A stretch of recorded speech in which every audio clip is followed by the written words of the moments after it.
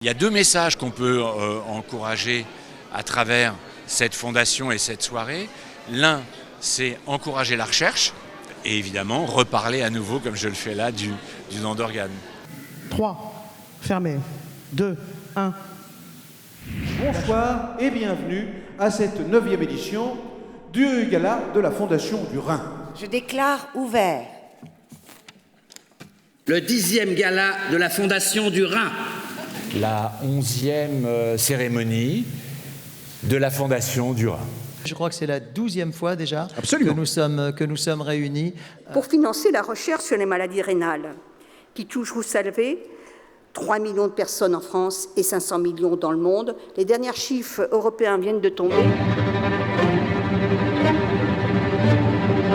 Il faut faire savoir autour de vous que donner un rein n'a aucune conséquence néfaste puisqu'on peut vivre toute sa vie avec un seul rein.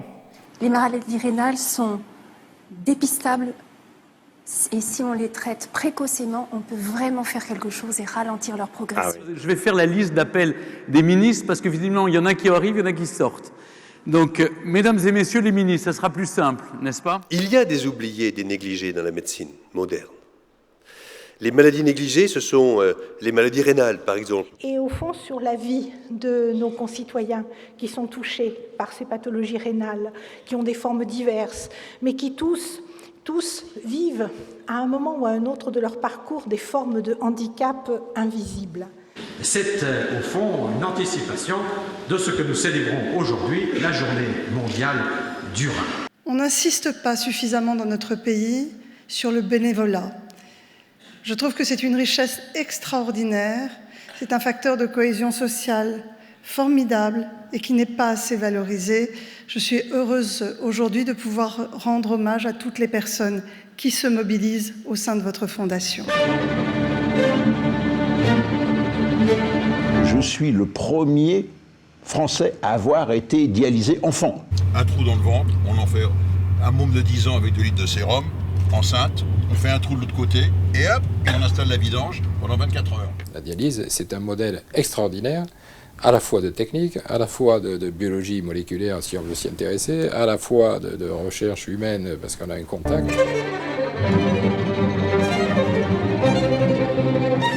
La Fondation du Rhin, c'est une belle aventure. Je ne vais pas revenir sur sa genèse, je voudrais simplement me réjouir avec vous. Je connais aussi la souffrance inhérente à toutes ces maladies-là. Et puis je sais aussi qu'on peut faire quelque chose, qu'on peut améliorer. Je trouve que tout ce type d'initiative est bienvenu.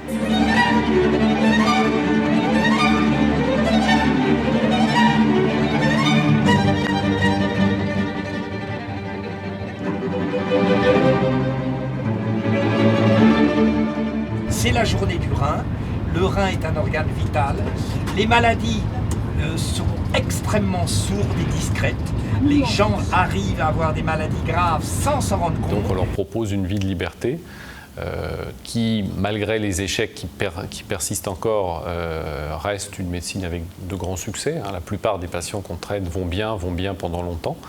Au moment où j'ai moi-même, après ma mère, donné un rein à ma sœur, je me suis rendu compte de l'impact que ça avait eu sur le regard que les gens peuvent porter sur d'abord les maladies rénales, mais surtout sur la greffe.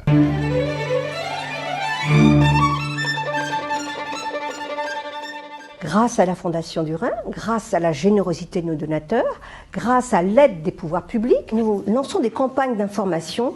Je prends l'exemple du dépistage de l'insuffisance rénale lors de la semaine du Rhin ou de la journée mondiale du Rhin. La journée du don va nous permettre de faire un peu la promotion sur le don d'organes. Enfin, nous développons des outils d'information pour les patients et leurs familles, comme le livret pour le syndrome néphrotique, et aussi pour les professionnels. Bon, pour ceux qui viennent régulièrement, vous connaissez mon engagement auprès de la Fondation du Rhin, et notamment sur la maladie du syndrome néphrotique. Alors, acquis ou idiomatique, professeur ? Idiopathique ? C'est la même chose. Nous avons choisi de soutenir ce prix parce qu'il représente pour nous deux valeurs qui sont essentielles. L'altruisme, pour la première. Et pour la deuxième, qui est double, c'est la bienveillance et la bientraitance. Donc l'humain est pour nous en tout cas une pièce maîtresse et centrale. Donc je te remercie vivement pour tout ce que tu fais dans toutes tes missions.